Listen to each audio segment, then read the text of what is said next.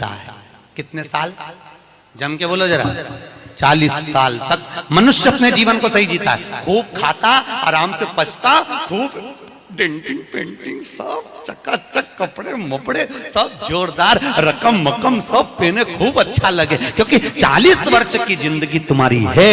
तो 40 साल तक मनुष्य अपने जीवन को सही जीता है। 40 के बाद किसकी लगी थी? जम के बोलो।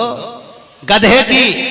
तो 40 से 60 तक मनुष्य गधे जैसा बोझा ढोता है। बच्चों को बड़ा करना है, शादी करना है, मायरा भरना है, परिवार को पालना है, तो बोझा ढो रहा है। जैसे गधा बोझा नहीं ढोता, ऐसे 60 तक बोझा ढोया। 60 के बाद उम्र किसकी लगी? कुत्ता की। जब 80 की उम्र में आता है तो कुत्ते को दरवाजे पे रखा जाता है।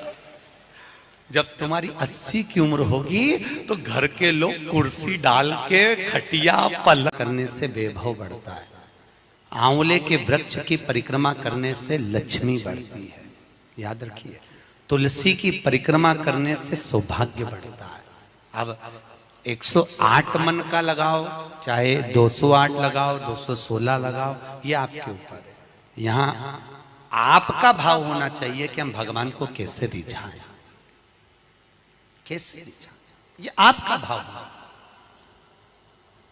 उसका फल क्या है? तो उसका फल वैभव प्राप्ति का है, धन प्राप्ति का, यश प्राप्ति का। आप जितनी लगा।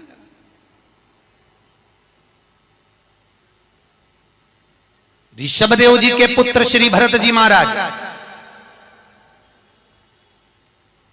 अपनी योनि से छूटे तो हिरण की योनि में गए। हिरण की योनि पाने के बाद श्री ऋषभदेव जी के पुत्र जो भरत जी थे, हिरण की योनि में आने के बाद में, हिरण की योनि पाने के बाद भरत जी को लगा कि मैं इस हिरण की योनि में पड़ गया हूं, इससे मुक्ति कैसे मिलेगी? तो हिरण की योनि में आने के बाद भरत जी महाराज पीपल के वृक्ष के नीचे जो संत बैठे हुए थे उनकी 108 परिक्रमा करते थे हिरण की योनि में। तो